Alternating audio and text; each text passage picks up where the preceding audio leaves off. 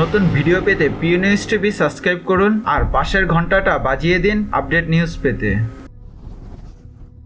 এরশাদের সুস্থতা কামনায় দোয়া মাহফিল কাল। সাবেক রাষ্ট্রপতি ও জাতীয় পার্টির চেয়ারম্যান হোসেন মোহাম্মদ এরশাদ ভালো আছেন বলে দাবি করছেন দলটির ভারপ্রাপ্ত চেয়ারম্যান গোলাম মোহাম্মদ কাদের। এরশাদের সুস্থতা কামনা খতমে শেফা ও দোয়া মাহফিলের আয়োজন করা হয়েছে আগামীকাল মঙ্গলবার। সোমবার দুপুরে জাতীয় পার্টির চেয়ারম্যানের বনানী অফিসে উপস্থিত গণমাধ্যম কর্মীদের সঙ্গে এরশাদের শারীরিক অবস্থার অগ্রগতি সম্পর্কে জানান তিনি। জিএম কাদের বলেন, সাবেক রাষ্ট্রপতি পল্লীবন্ধু হোসেন মোহাম্মদ এরশাদ ভালো আছেন, সুস্থ আছেন। সিঙ্গাপুরে তার চিকিৎসা চলছে, আশা করি দ্রুতই সুস্থ হয়ে আমাদের মাঝে ফিরে আসবেন। ভারপ্রাপ্ত চেয়ারম্যান বলেন, রাষ্ট্রপতি থাকাকালে এরশাদ দেশে সুশাসন প্রতিষ্ঠা করে সাধারণ মানুষের প্রত্যাশা পূরণ করেছিলেন। আধুনিক বাংলাদেশের উপকার হিসেবে তৃণমূল পর্যায়ে বিচার ব্যবস্থা নিয়ে গেছেন। উপজেলা পদ্ধতি প্রণয়ন, রাস্তাঘাট ও ব্রিজ নির্মাণ করে অভূতপূর্ব উন্নয়ন করেছেন। তিনি বলেন, পরবর্তীতে দেশের যে উন্নয়ন কর্মকাণ্ড হয়েছে তার ভিত্তি তৈরি করেছিলেন এরশাদ। স্বাধীনতা পরবর্তী সময়ে শুধু হোসেন মোহাম্মদ এরশাদের আমলেই দেশে দুর্নীতি তুলনামূলকভাবে কম ছিল,